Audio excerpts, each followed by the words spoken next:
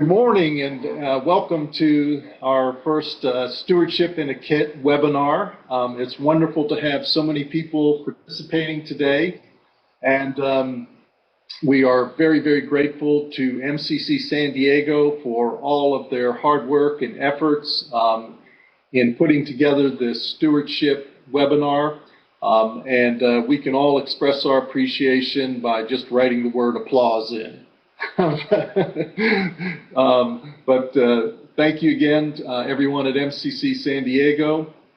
And I would also like to thank Kay Hale for all of the hard work that she's done in helping put this together. Believe me, without Kay, this wouldn't be happening. So thank you so much, Kay, for all your hard work. Kay has a few housekeeping announcements, and so I'm going to turn it over to her, and then once she's done, Jude will go ahead and be opening us in prayer. Well, hello everyone, and welcome to this webinar. We're so excited to have you here. Thank you for taking the time out of your Saturday to join us. We're from many different states in the United States, and we've got several countries also included in this, so we're very excited. If you'll look at the very top of your screen, you will see some icons. The very last one on the right is a little person with their hand raised up. Use the drop down, and you'll see different things that you can indicate if you need someone to speak louder or softer or slow down, or you like what they say, hit that applause button, and you'll see by my name the hands came up and I'm applauding what they're saying. So you're welcome to use those to show your feelings about things. If you have a question, please put it in the chat, which is on the bottom right of your screen, and we will monitor those questions and we will answer as many of those as we can. This is being recorded, so even your questions and your chat is being recorded, so we can get back to those with you personally, and if we don't get your answer to you today. I think that's it. Jude?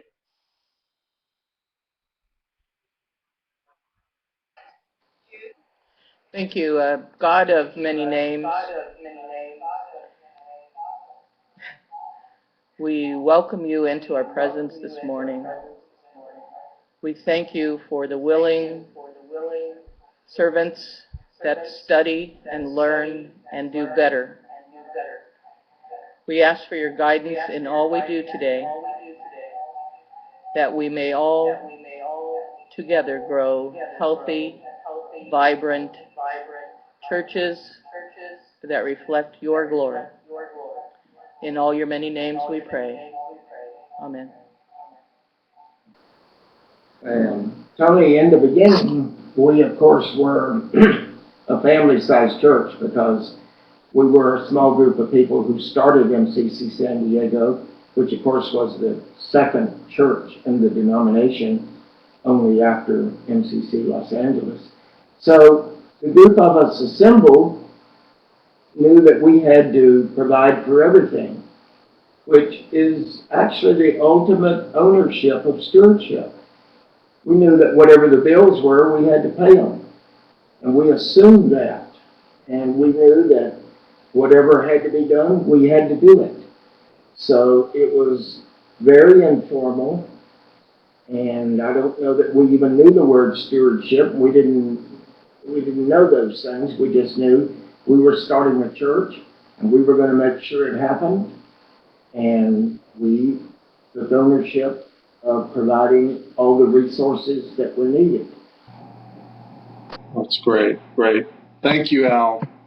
Thank you. Pastor Dan. Yes. Since your arrival at MCC San Diego, you spearheaded efforts to begin a formal stewardship, to bring a formal stewardship team to MCC San Diego. Please briefly describe how the stewardship initiative developed. I was blessed when I came here that there was already a team called a stewardship team, and they were raising the awareness that stewardship is more than just money, but it really was more of a fundraising team. and they made it fun for the whole church, which enabled fellowship, and that was a good thing. But as you know, many times it's the whole 80-20 formula, where 20% of the people are supporting 80% of the finances of the church and also, leading ministry. In some cases it's 90-10. And so the goal is to be able to get more people to raise and lower that number where there's more people involved. And I think what really kick-started for us is looking for people who had the gift of development and who understood money and who understood faith, and that a church needs to have faith, but it also needs to have works behind that faith to make the money come in. And so what really kick-started it for us as we started our team was going to the Stewardship Summit. And it gave us a wonderful common language, a lexicon that we could use, and then how beautiful it was to have the board of directors in conjunction with the senior pastor and the stewardship team all working together, and that really helped. Okay, thank you, Dan, and thank you for that endorsement of the Stewardship Summit. Good job. Thank you. I didn't pay him to do that. All right. Why do you believe that it is so important to include discussions about giving within the congregation? I think stewardship and giving is really healthy. I believe that the more that you talk about stewardship in a healthy way can help change the culture of a church, where many times people feel that church is always asking for money, always begging for money, and whenever the offering is taken, it's a negative time in the service. And so I believe that stewardship and having a stewardship team and doing it in a healthy way helps to grow a culture of generosity. It helps to grow a culture of abundance, where you're not just looking and seeing what you're missing, as opposed to the culture of lack. And stewardship team really does have the task of educating a congregation that stewardship is more than just about money. It's about time, it's about talent, and treasure. So as we grow in generosity, I believe that it's linked with spiritual growth, and it goes hand in hand. And so a bottom line is, I believe stewardship is worship. Okay. Thank you, Dan. I appreciate that. Wonderful answer. All right. At this point, that's all the questions to get us started, and we're going to go ahead and I'm going to go ahead and turn it over to the MCC San Diego stewardship team. Well, thank you. Welcome. It's really a wonderful opportunity for me to serve with the stewardship team. It's a very talented group who are very dedicated and have a real long view as to the changes that we're making in our church. One of the things that really is important is that we had to make the shift from a short-term stewardship to fill a short-term need to a long-term 5 to 10-year plan where we would make incremental changes in our culture. Working year-round in a stewardship campaign, we do things like quarterly giving statements with thank you letters from Pastor Dan. We use quarterly congregational reports that are verbally given from the pulpit by our treasurer. It connects the congregation to the responsibilities of the church, the bills that have to be paid, as well as the outcomes and the benefits of our ministries. We have weekly updates in our regular bulletin. We have a stewardship corner that discusses metrics. We keep pledge cards in the seat backs for newcomers or anyone who might have missed the campaign time. So anyone that feels moved by the Spirit to join us in pledging can do so at any time. The pledge cards are given out at membership, new members classes, and obviously in a perfect world, when our schedules all come together, the stewardship meets monthly, and we have a direct connection with our board of directors, our pastor, and our staff. We also still go beyond money in recognizing stewardship and have an entire wall dedicated to ministries in the church and those who serve, so that we're always recognizing the time and talent that people are using as well. And we continually recognize the work that we do in our community, the service that it takes. We honor congregants who give time to the greater community. And all of these are very appropriately posted around the social hall and the sanctuary for newcomers to recognize the culture that we're creating is one of everybody's responsibility and everybody's way of contributing in our ministries.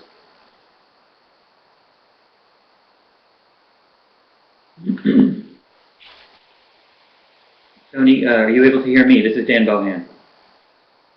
Yes, I am, Dan. I just wanted to add one little note there to what Jude had to say. It's important, or I want to reinforce, it's important, we all believe, to express gratitude often and continuously.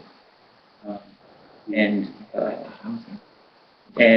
Pastor Dan will have more to say about that shortly, but just in terms of why we have so many things around the church that demonstrate all the things that we are doing, we want people, all the congregants, both those who are heavily involved and those who are less involved, to know that we appreciate everything they're doing.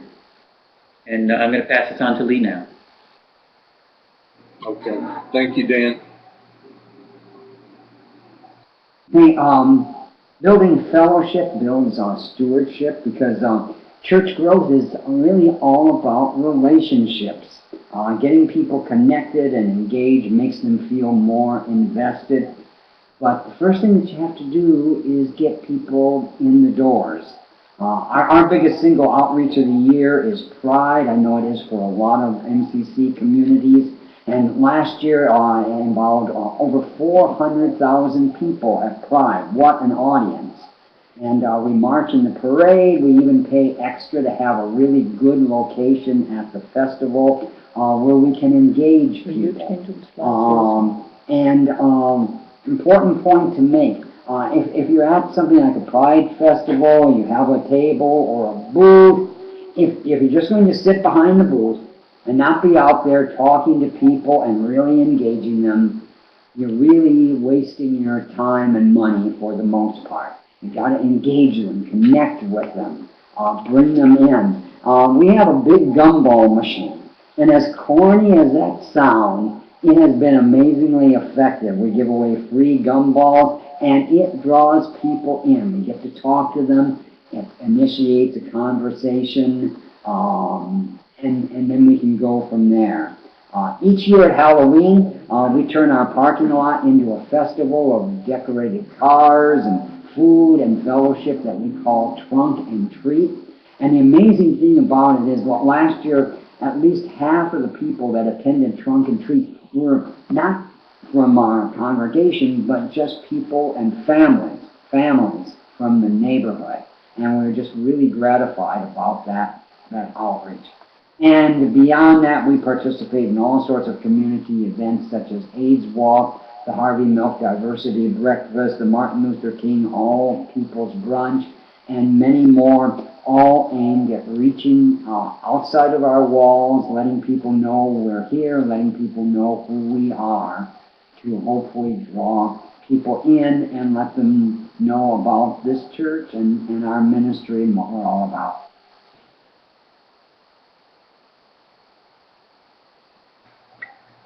Thank you, Lee. And once we've reached out to the community as a whole through events and tried to build fellowship that way, one of the things we do is from that community outreach and that potential for greater fellowship, we have announced to a welcoming committee. We have a hospitality team and we have a care team. And hospitality and care teams are there to welcome new members and to build fellowship within the entire congregation. You got the slide? Yep. You want to go next? Yep. In addition, of course, to the care team and the hospitality team, we also are prominent in our own church bulletin.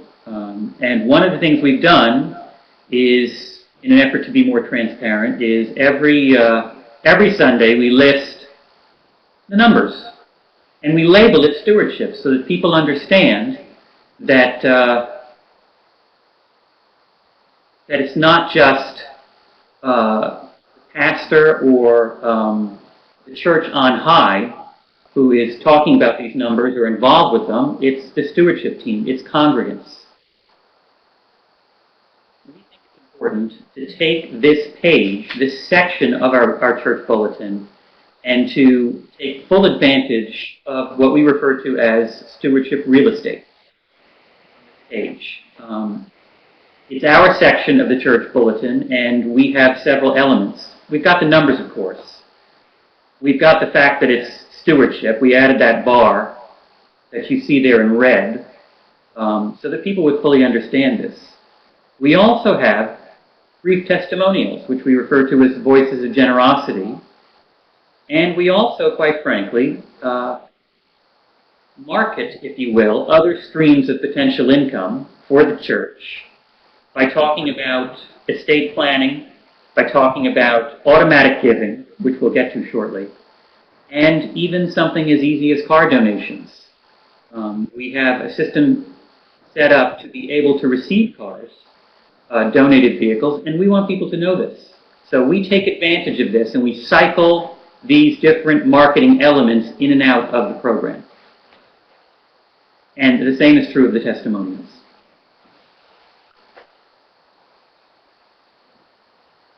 Thank you, Danny. Gratitude goes a long way, and a thank you goes a long way. And we had a person who was the director of our stewardship team, who was a director of development in a former life, and he said that once someone has given something, it's important to thank them 7 times, and find 7 different ways in which you can thank the same person for that gift. And so just think of multiple ways to be able to thank people. Unless they really ask to be anonymous, people like to be thanked. And even if they are anonymous, thank them privately. It makes a big, huge difference. And even online, it's important to thank people online. When somebody clicks on the donate button, as many people are doing these days, if they could receive just a quick email that says, "Thank you for your donation to help increase our ministries," it lets them know 3 different things. Number 1, it lets them know that the gift has been received. It lets them know that they're a valuable part of making things happen and making ministry happen. And also, number 3, most important, it encourages them to continue to give. So thank you and gratitude goes a long way. Absolutely. Great.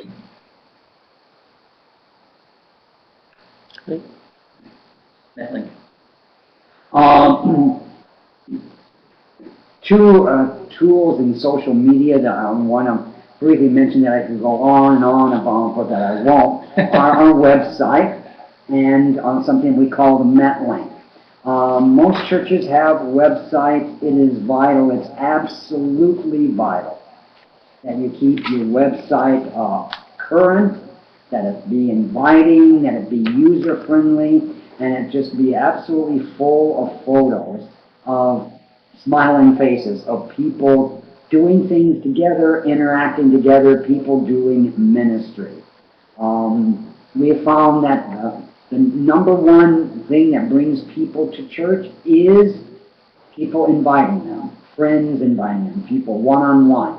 Second is people finding us online through the website or through other social media. So when they come to something like the website, it's really, really important that they get a good, clear picture and an inviting picture of who you are, what you're about, and that it be current.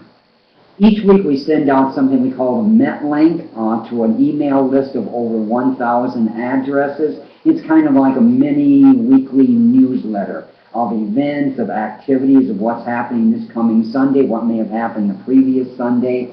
different ministries, activities that are coming up. We try to make that inviting, and also contained in the MetLink are numerous links that take people right to the website for more details, for more information, perhaps a longer article, even a feature article.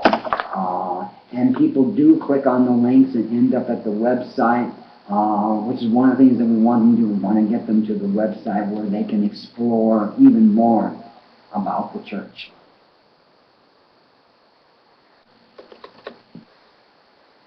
Okay, thank you very much. Thank you, Lee. Moving right along, we are moving into beyond the basics. We've just been through the basics. A lot of you already probably are doing the basics. And now we're going to move into something beyond the basics, where we're elevating stewardship a little bit. These elements were organized to raise our giving profile and provide our congregation with fresh opportunities to make gifts and offerings.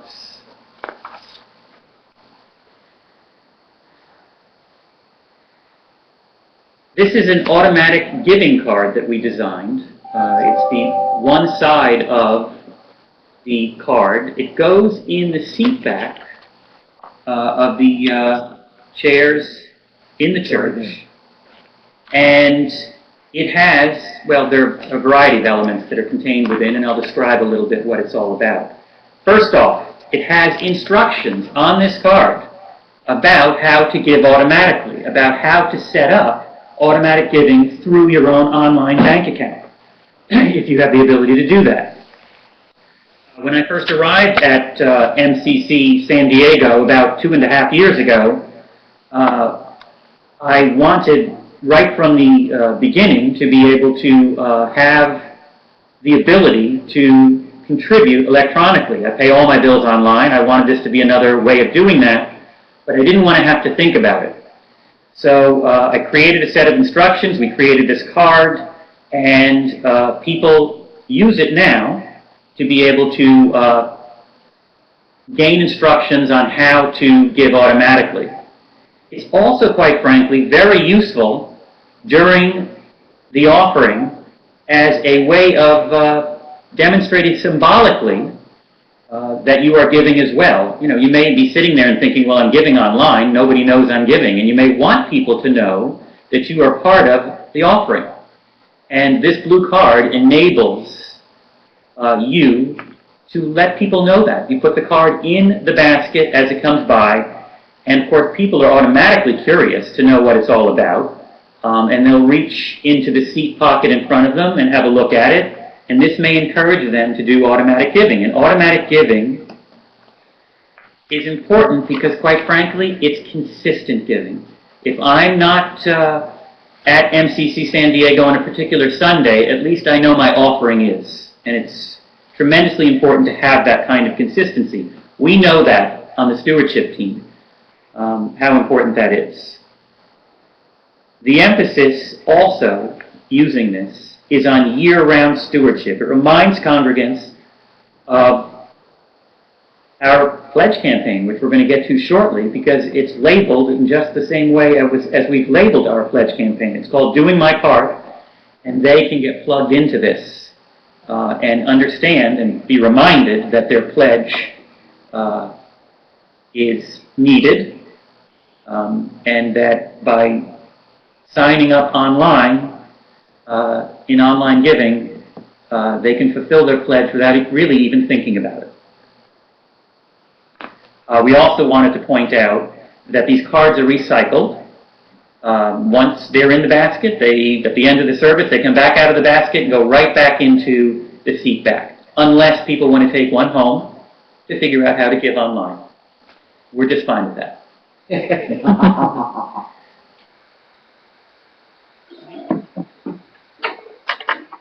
Christmas wish list. Who knew that people would respond so favorably to this idea? Using our actual budget, we came up with a list of 70 items where people could, in effect, give a gift to the church at Christmas time. Everything from the cost of our security system for a day, to a ream of copy paper, to part of the church insurance bill, to Sunday school supplies, to web hosting, and ranging from as little as $2 or $5 all the way up to hundreds of dollars. And people just really love the opportunity to select specific items. And some people actually went through, and I could tell by their giving, and selected certain items and added them up, 2 or 3 or 4 items, and wrote a check for that amount to the church. And it all came out to the tune of $4,000 last Christmas. And we were really gratified, and people really responded. Very excited about it. Yeah. It was a Merry Christmas, indeed. Thank you, Lee. I'm going to talk about just for a moment about planned giving. There are 2 elements in the Dropbox that I sent to Kay concerning planned giving. The first is sort of something that you might be able to post very easily on your website. It's been cleared by our lawyers. At least in the state of California, it holds true. And you certainly can use that if that works in your state. There's also a longer version that was also, just so you all know, prepared by lawyers. Actually came through to us through the San Diego Foundation and a set of attorneys associated with them. So we're pretty confident that these planned giving elements that we posted are useful, and you will notice when you go back to look at this later that some of the elements are pretty technical. They're not elements you'd want to necessarily share with the entire congregation. It might swamp them. But there may be some people in your congregation who might want to know more about how they can get their estate involved in the mix, if you will. And you should make this available to them so that they understand all of the ways in which they have the ability to take part in planned giving. Al Smithson, is there anything else you would like to offer in terms of planned giving? I think initially we need to keep in mind that we are not going to be the legal advisors to everybody to tell them technically how to do this. And I think the way to do it is to keep it simple. And we are beginning now to put just subtle suggestions, something like remember MCC San Diego in your estate plan. Remember MCC San Diego in your will or trust. And there are all kinds of places that one simple little reminder can be put in there. I just urge us all to resist the temptation to start to get technical and start to elaborate on how to do that. And always remember, we are not those givers' professional advisors. We're just planting the idea that there are other ways of giving. And then we refer them or suggest that they contact their legal professional or their tax professional. And one way that we often overlook is people can name your church as a beneficiary in their insurance policies. And again, we can just give them the seed to do that and can name MCC and the name of your church as a beneficiary. And then we say contact your insurance provider about how to do that. But I just urge all of us to keep it simple and don't inadvertently transition into becoming people's legal advisors and their tax advisors. Thank you, Counselor. Thank you, Tony. Okay, we're now going to get into some of the more, what we consider to be some of the more advanced aspects of our stewardship program.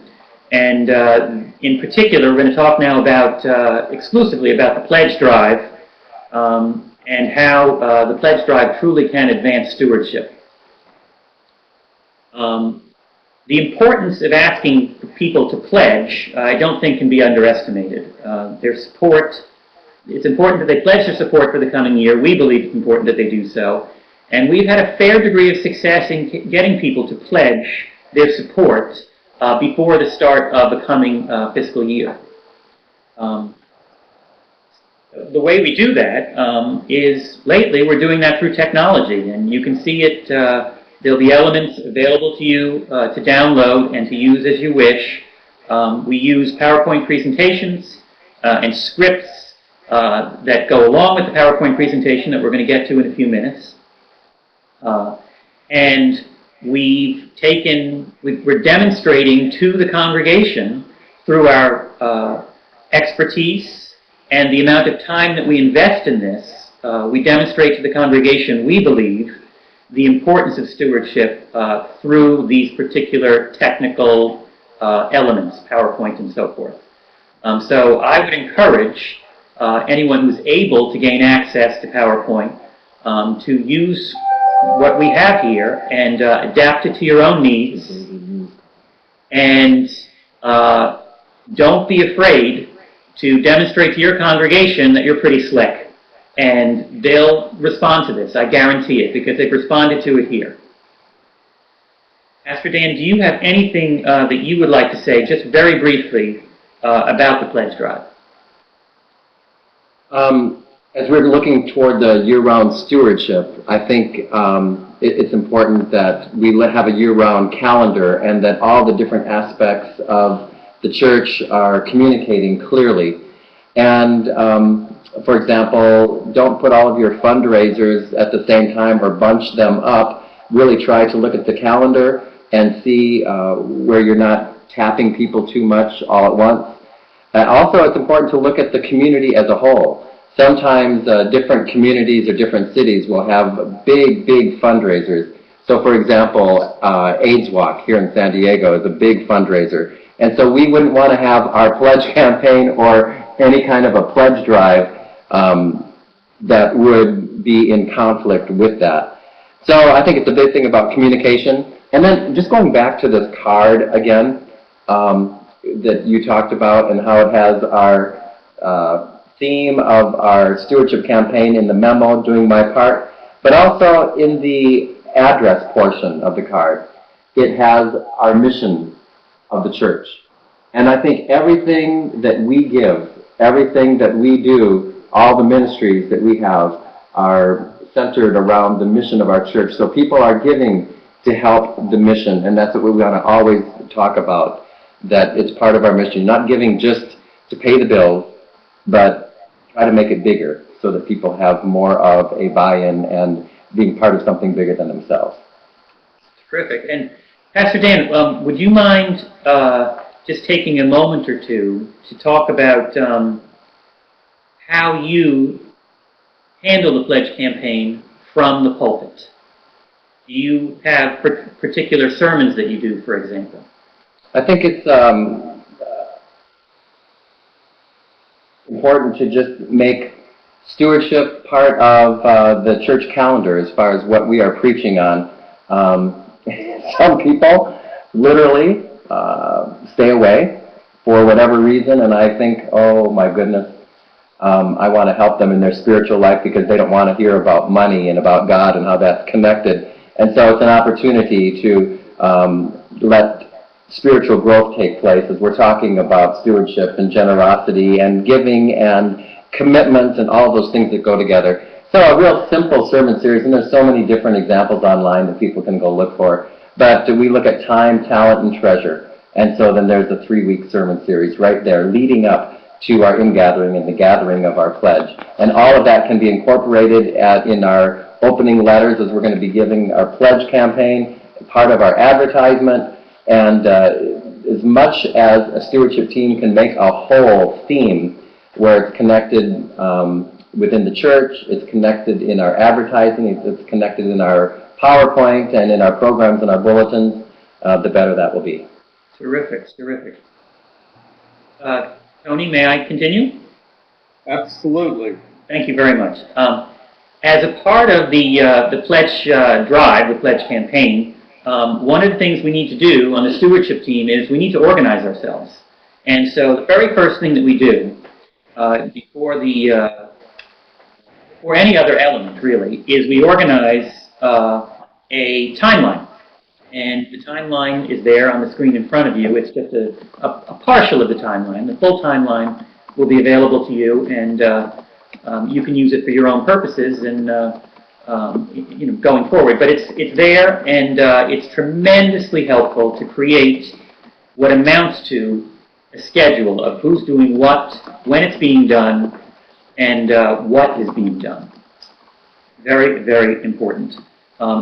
You can't imagine how quickly some of this stuff can creep up on you when you're not really focusing. And the timeline, the schedule, and all of the various assignments permits you to organize it in such a way so that you won't get swamped later on. Right. And Dan, I really appreciated the detail that you put into this timeline and pledge drive. And I think it's certainly an opportunity, that gives a nice guideline, and churches can just adjust this for what works best in their church. But the idea is to make sure that you have it all in writing, so like you said, you don't lose track of things, because it's like a train starts down the tracks and it's coming fast. Oh yes, thank you, Tony.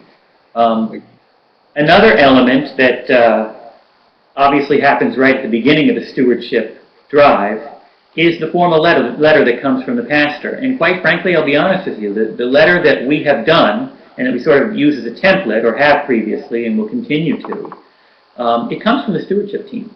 It's in the pastor's name, yes, but it's the stewardship team who's gathering together elements that we would like to have in the letter, that we would like the congregation to know about. And so in this case, there's an element in the letter, if we could just move on to the next slide, there's an element within the letter that is really considered to be critically important, and that is demonstrating how the gifts that the church receives are used. And that pledging is a completely open and reasonable thing to do in light of the fact that we are transparent, and we as a congregation, you can see where your gifts are going and how they're being used. But in the letter, obviously, it's very general, but you'll see in a few minutes that we become quite a bit more transparent and more specific as we move into the presentation. What we're looking to do here as well, we're looking to be transparent, we're looking to demonstrate how gifts are being used, and we're looking to celebrate as well the connection that we as a local church, as a local MCC, has to the global church and to MCC congregations all over the country and all around the world. Lee Bowman, would you mind talking a little bit about the pledge card, which is our next slide? Skip Dan. That's it. Would you mind just a brief few words about the pledge card Oh, I'd be happy that to. we use as a part of our pledge drive? Certainly, Dan, happy to. Just a few points we'd like to make about creating a pledge card. Be specific, yet keep it relatively simple and straightforward. The more complicated you make it, the more confusing it may be to people, the more complicated it may be for you to manage. Make sure that whatever options for giving that you provide to people, we use weekly, monthly, quarterly, or annually. Just make sure that those are compatible with your church software program for ease of entering and tracking. The church software program that we use is Power Church Plus. There's a Servant Keeper and other ones out there, but definitely go through your program and make sure that whatever you are seeking in terms of data and pledges from people is something that you'll be able to enter and track correctly and effectively in your church software. We added a reminder that comforts some people on our pledge card, and that's just a reminder that they may change their pledge at any time. You may assume that that means decreasing it, but it also can mean increasing it. Any change at any time we can affect onto the database. My strong suggestion is to keep your pledge campaign or the pledge time frame to the calendar year. It's easier for people, it's probably easier for you, probably easier for your budget, and definitely easier for your church software. So just thinking in terms of a calendar year is probably the easiest. And then we've added two things to our form. We've added a checkbox for people who have designated the church already in their estate planning or perhaps in their will or trust. This is valuable, worthwhile information to know. And on the reverse side of the pledge card, all the information that you see there about automatic giving, how to set up automatic giving through their bank or other financial institutions that Dan Bohan was talking about just a few minutes ago. Information about how they can do that. We've really made a concerted effort to encourage people to do that, and the growth in the number of people doing that, doing automatic giving, has truly been exponential. We've been very, very pleased with the results. Thank you, Lee. Lee, just one quick question for you, and then perhaps some of the others on the team, is that this particular pledge card doesn't include questions about, people's giving up their time and their talents. And I know that that's also part of the stewardship sermon series that Dan does. So are there other ways that you encourage people to do that, or can you just explain to us why you don't include that on this particular pledge card? Actually, we have included it on some former pledge cards. And this time we just decided to really focus on the financial giving. That does not overlook giving of time and talents. In fact, that's often part of the sermon series there. So obviously that can be included, or that can be included on a separate form. Perhaps an insert listing all the different ministries and programs or ways of people getting involved. But we just elected to focus on the financial here. Dan? If I could just jump in for a second. When we actually ran doing my part, that was for the year 2013. And we had the time and talent on the back of that pledge card. The pledge card that you're looking at right now, the back of this pledge card, is actually for 2014 in a campaign we called Together We Can. And we decided as a stewardship team that the previous year's card, it seemed to have a tendency to muddy a little bit what it is we were trying to do with the ingathering and we'll describe ingathering in a moment. Don't be afraid, we just heard a new word. To keep the pledge campaign focused for those 3 weeks, just where we needed it focused. And this was a decision that we made.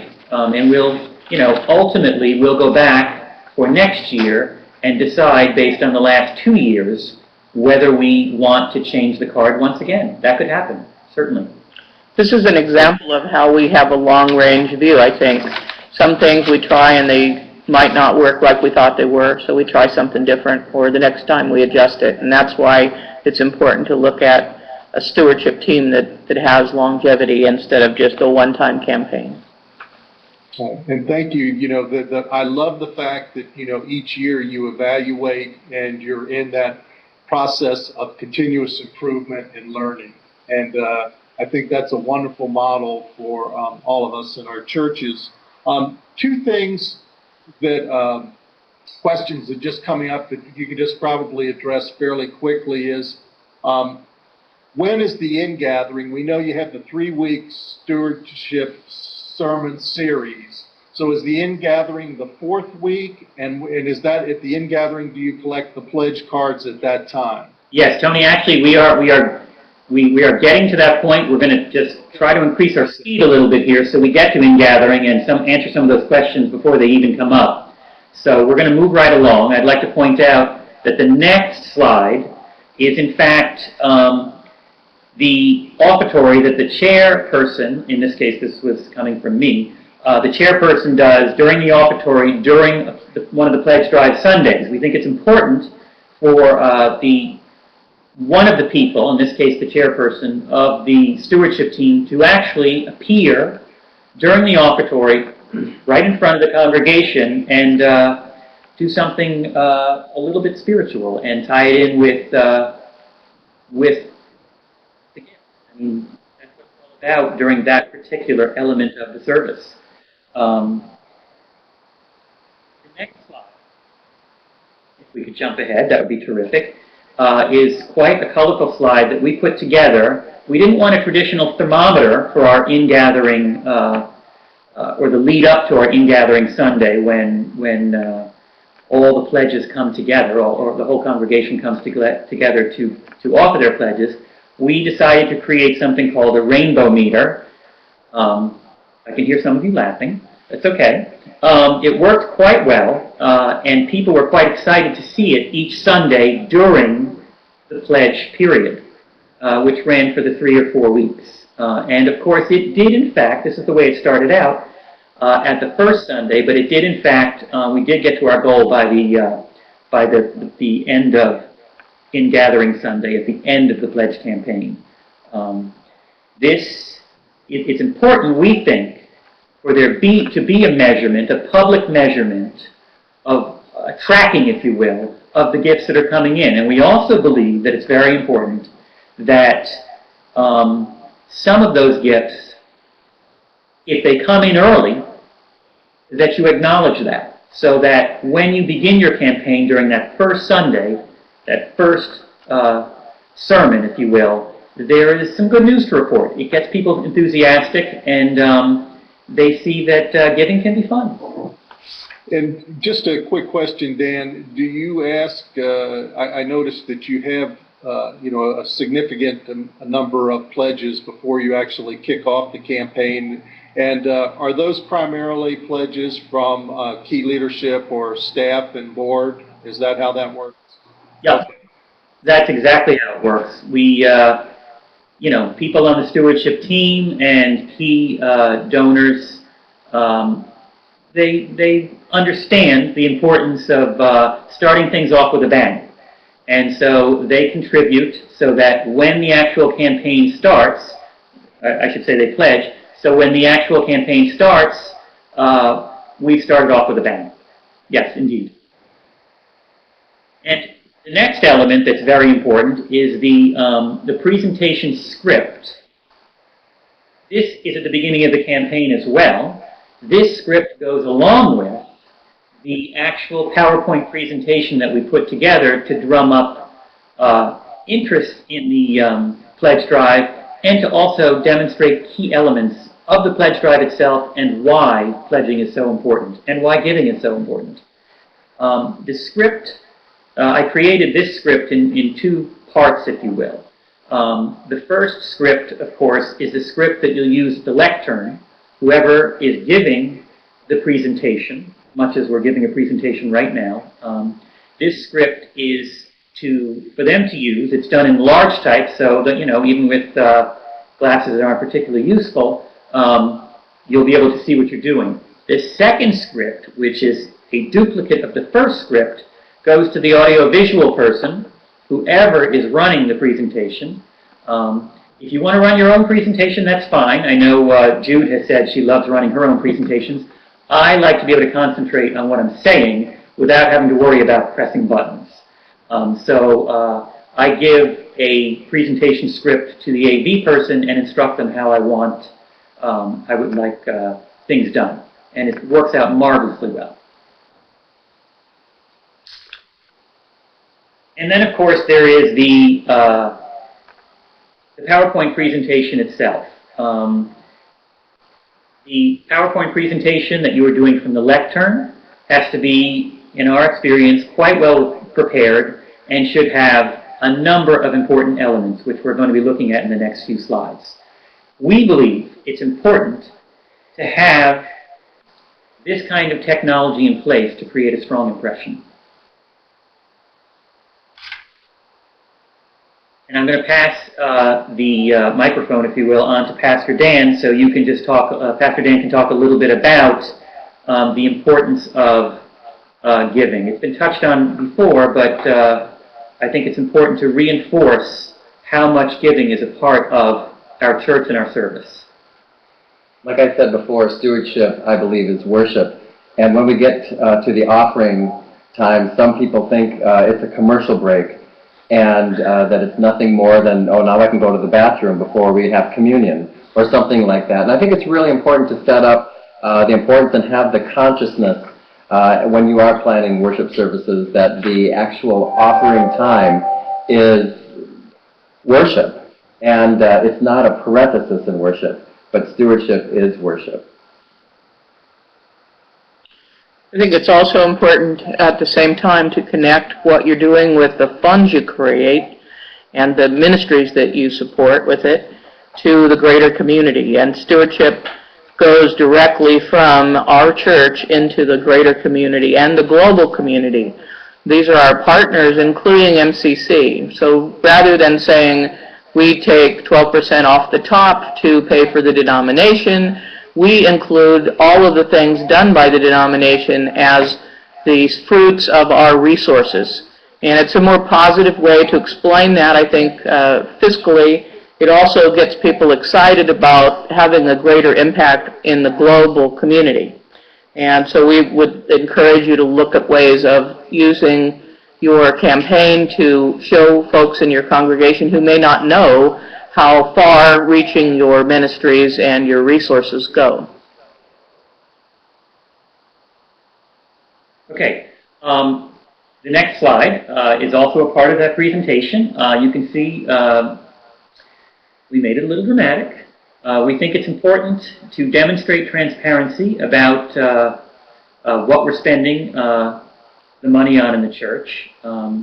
We also think it's important during a pledge campaign to be transparent and to perhaps remind people that, in fact, there are some things that are in a church that are necessary, that are sort of nuts and bolts, that they may not be aware of, and that it's good to make them aware of the fact that, yes, just like you, a church has a mortgage very often, and that there are things related to keeping the lights on and other minutiae that are just important to talk about and to acknowledge.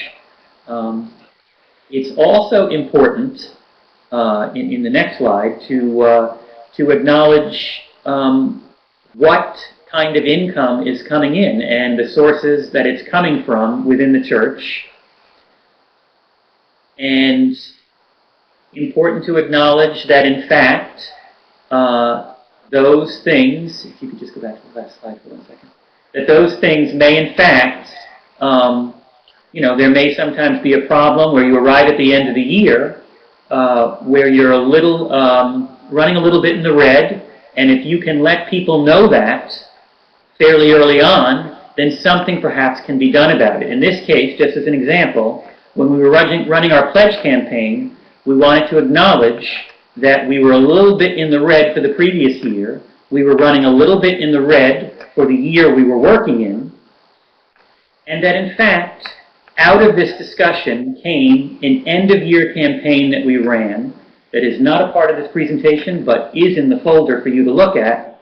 We ran a campaign called Bridge to Black. It came out of the discussion about the pledge campaign for 2013 while we were still in 2012 and still looking to close a budget deficit. And Bridge to Black turned out to be successful.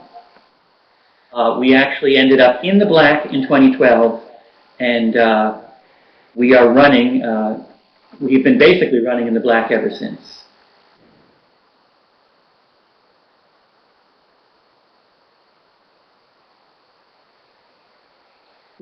Actually, this is, I apologize, I mislabeled this slide, forgive me. It is actually, oh no, actually, no, I did not mislabel it. Lee, you were going to talk about In-Gathering Sunday and what we do on that Sunday. I apologize.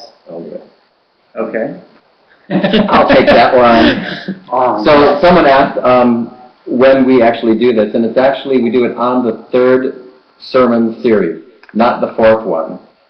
So we really allow that last one where we're talking, after we've talked about time, we've talked about talent, and really a specific emphasis on treasure. We have the worship service geared toward that, where we'll have music, and at the end of the sermon, as people are coming into the time, I really let people know that now is the time to pray, and many of you during the week, and we sent out an e-blast and we sent out information, and people knew that this was going to be the Sunday that they were going to be bringing in their cards, and we treated it really like a holy moment, a very, very holy and sacred moment, because it's a time of a pledge and a commitment between the individual donor and God. And it's also a time to assess the many blessings that we have and realize that we're only giving to God just a small portion of all that we get and all that we get to live with, many, many of our blessings.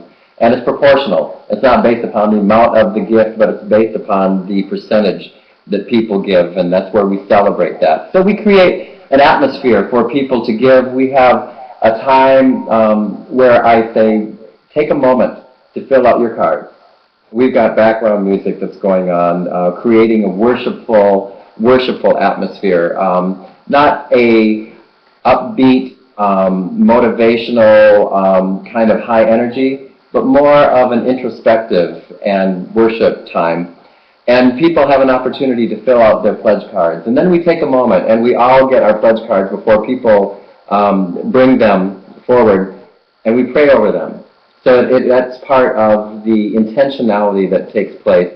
And then we have a cornucopia, or we have a basket, and typically for us in the Northern Hemisphere, when we do this in September, October, it is Thanksgiving, fall, ingathering of like the fields, and it goes way back to the beginning of our country almost. So it's very U.S.-centric, so I apologize for people that are not in that. I know Canada is very similar, and your Thanksgiving is, I think it's October 1st. And it's an opportunity for us to be able to tie that theme in where we're giving our first fruits to God. And then we have people come forward. We just announce, okay, come forward. The music increases a little bit. There's a little bit of energy change.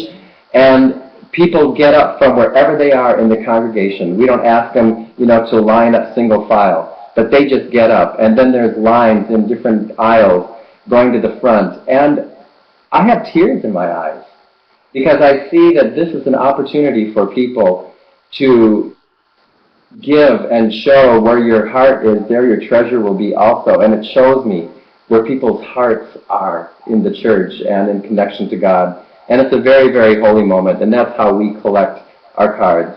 And then the following week, we don't repeat that again for the people that weren't there, because you know that basically half of your congregation isn't there every Sunday. At least that's the way it is here.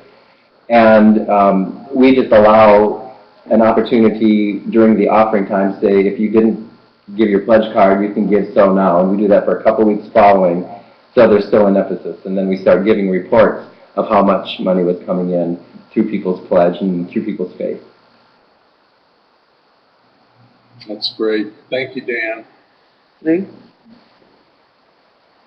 This next part is almost a no-brainer, but it's so very important. You want to build up excitement through your church communications, whether it's a newsletter, the website, online communications about the pledge campaign and the upcoming In-Gathering Sunday. And following the in-gathering Sunday, at least for a couple weeks, updates. And the samples that you see here are from our MetLink newsletter, updating people of just exactly where we stand, what's come in,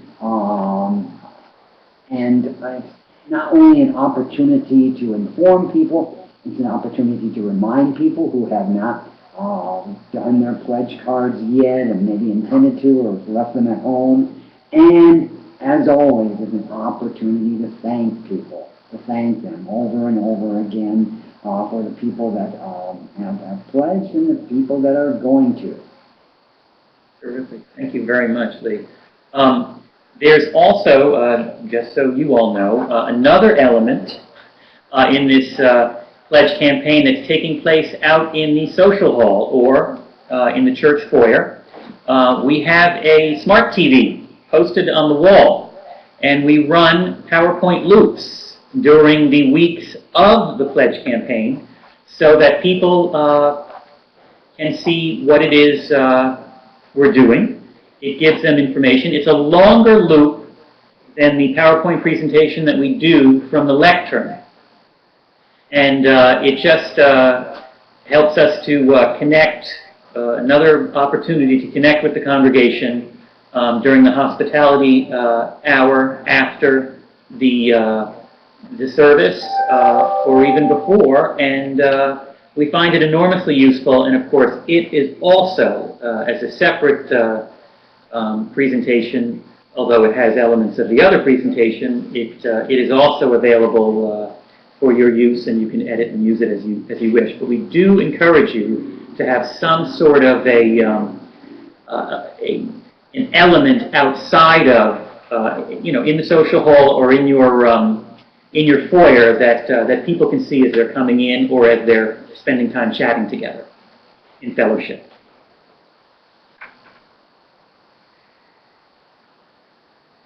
And this slide here is actually a slide that is in that loop. And the reason we've included it is because we want everyone in the congregation, and even visitors, of course, to see what it is we have to offer. All of the various ministries and programs, that's this slide and the next slide, the ministries and programs that we have at the church. We want to remind our people that there's a lot that we're doing, and that their pledging and their giving is being used in very useful ways. We keep finding ways to remind them of this. And quite frankly, it doesn't hurt for them to know what's available for them to participate in as well.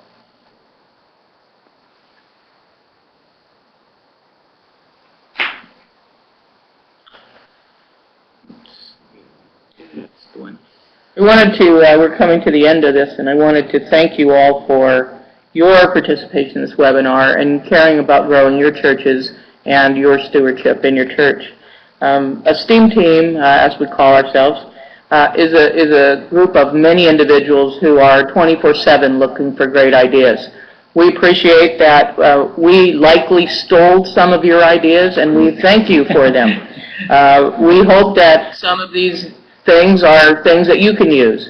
We're putting them into some easy-to-use formats. You can edit them, extend them beyond, share them. These gifts are created by God for all of us to share, and we're happy to help build your church as well as our own. Thank you very much for participating. Well, thank you, Jude, Dan. No, two There's an L in there. And Lee and Al, thank you so much for, this is a really, really wonderful presentation.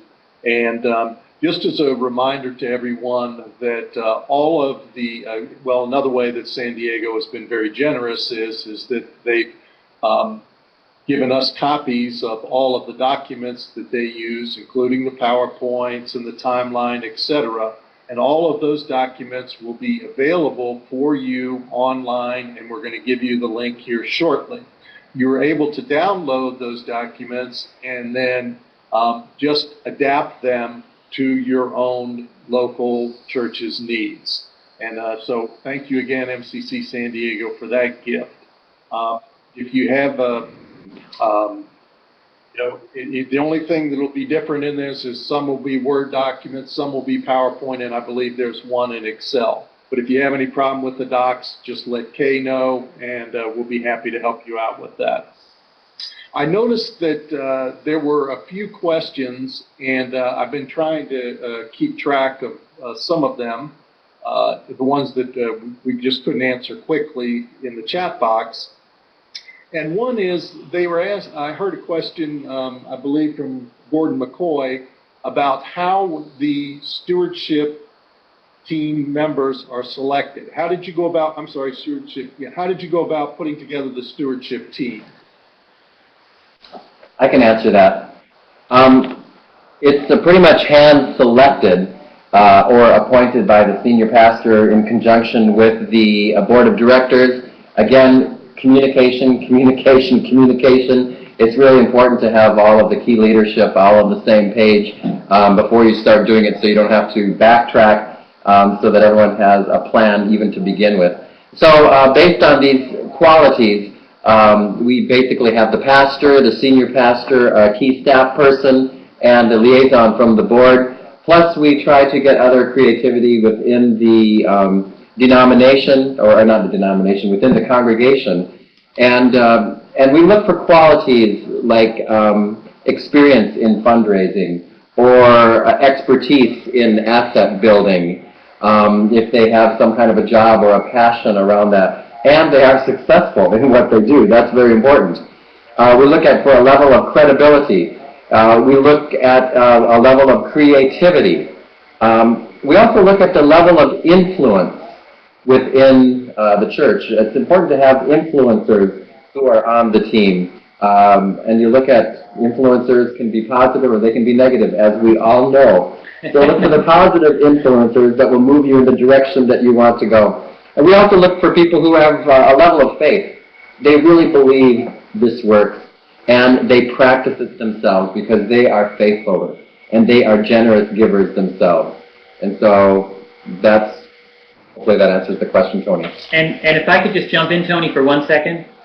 I also would like to draw a line between the stewardship team and the fundraising team. We do have a fundraising team, and the fundraising team is voluntary.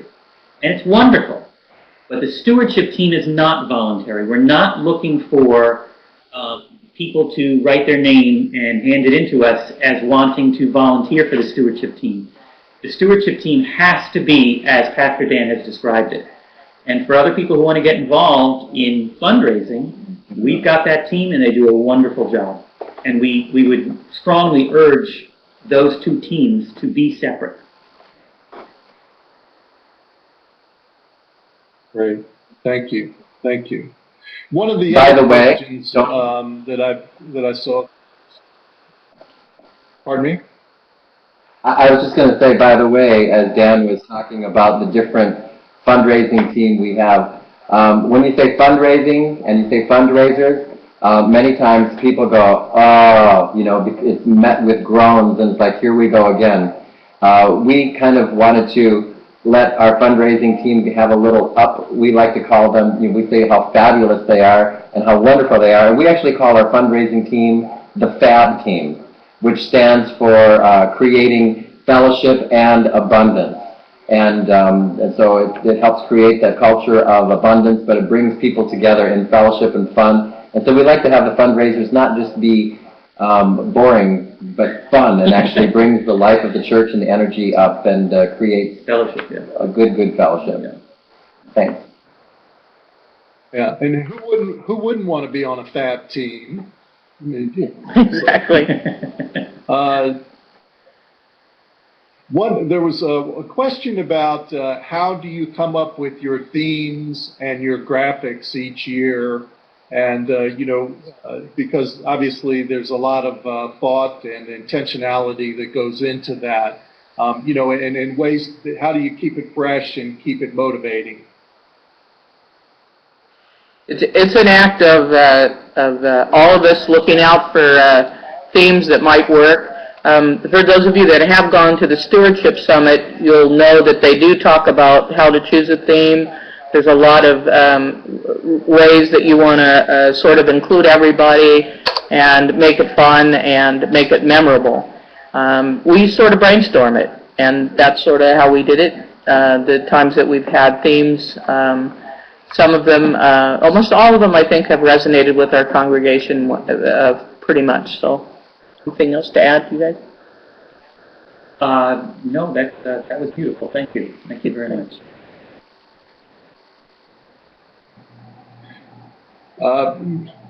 I see a question from Melvina Davis about when is the next stewardship summit, and let's see, Kay, maybe you can put that information up in the notes section, but at the end of October, we're going to have what we call our first mega summit, and it's going to be a combination of 2 summits running simultaneously, and then a 3rd day with a number of workshops, all for one price. The Stewardship Summit will be one of the summits, and the second one will be programming, and those 2 will be running simultaneously, and that's going to be in Kansas City. And if you just give me a second, I would look on my calendar. That's towards the end of October, and I'll ask Kay to put that dates up in the meeting notes section so everyone can see that. And we look forward to seeing you there. Yes. It's definitely an awesome summit. When we did as a network gathering, a discussion about which summits people had gone to and which ones were helpful. Stewardship was rated the #1 of all of our churches in this network. Thank you for that endorsement, Jude. Very good. Okay, any other questions? If you type them in there, we have about 12 minutes left, and we're happy to do our best to try to answer any of the questions Tony? that we haven't gotten. Tony? Yes. I noticed there was a question Yes. from Frank Vance about logos and graphics. We have someone in our congregation who's involved in graphic design, and she has helped us a great deal with some of the visuals and graphic elements. I will also tell you a secret. I prepared some of the presentations that are available now to all of you by simply going online and looking for graphic elements that struck me as interesting. Most of them are available for all of us to use. It's not a big deal. They're available online, so I sort of just saved them and pop them right into my presentation, and well, they're the results. So sometimes you don't need a graphic artist to be in your congregation, although that's always wonderful. Sometimes you can do this yourself. You really can.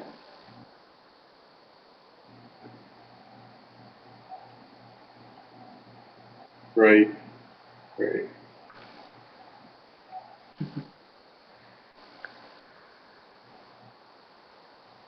Okay.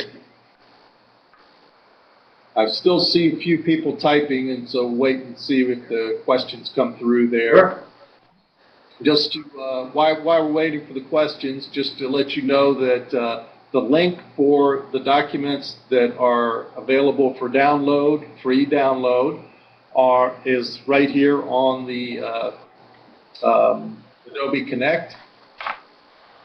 And so, just follow that link, and you should be able to download the documents and save them, and then go ahead and edit them for your own use.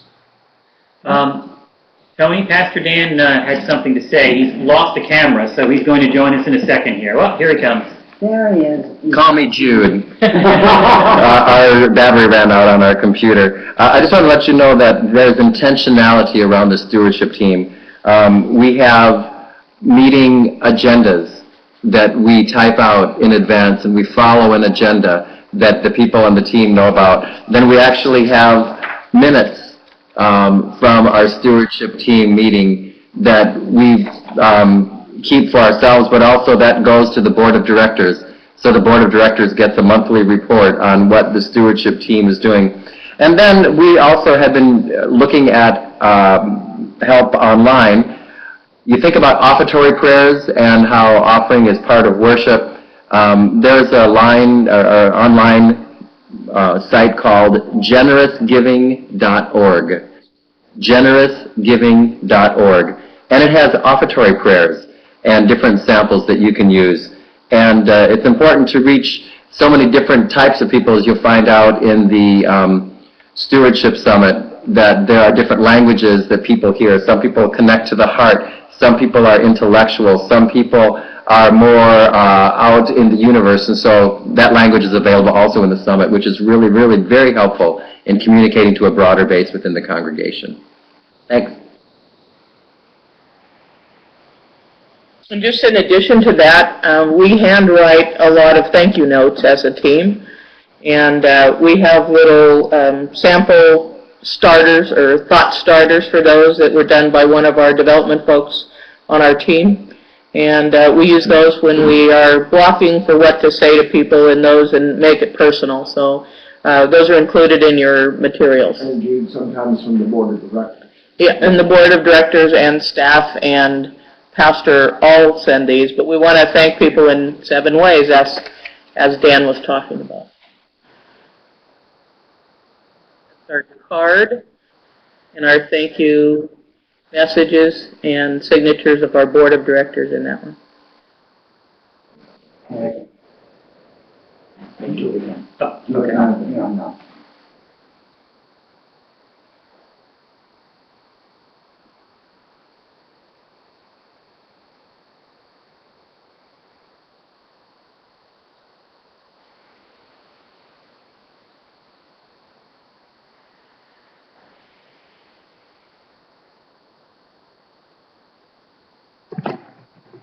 Tony?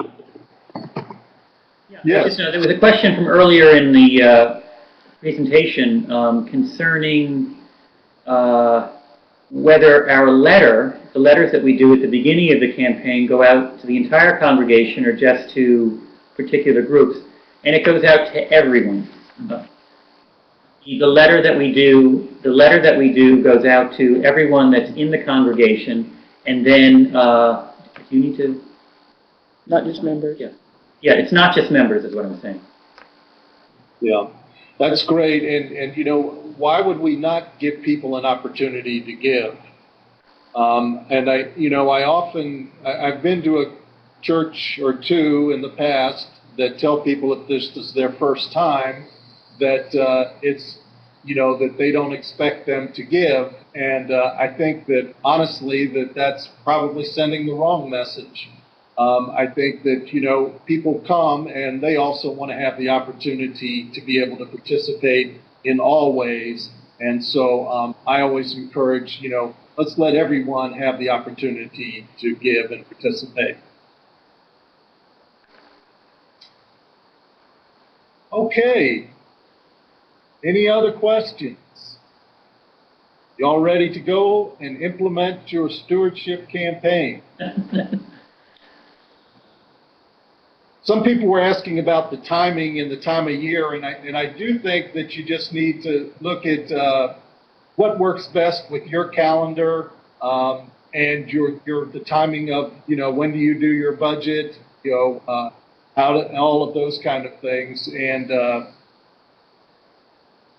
I think you can be flexible on the timing. When would it have the most impact, and when does it best fit your church calendar in terms of budgeting, etc. I would say, Tony, however, to remind people once again, that doing it in September and October, if there are issues going on in your church, and you're approaching the end of the year, and you're not where you want to be financially, yes, the pledge campaign is about the coming year, but you can also remind people in those last few months that we've got something going on in this calendar year that we still need to attend to, and I think the pledge campaign can help you do that. But that's just how we do it here, and I just wanted to throw that out there. Okay. Well, I want to thank you, Dan, again, and all of you at MCC San Diego for the incredible amount of work and effort that you put into it. I know how many meetings you had getting ready for it. anyway, it really has been an incredible blessing. And I want to share with the participants that this webinar is part of a bigger strategy that we're working on at the Office of Church Life and Health, and that is to really encourage and support peer learning and support.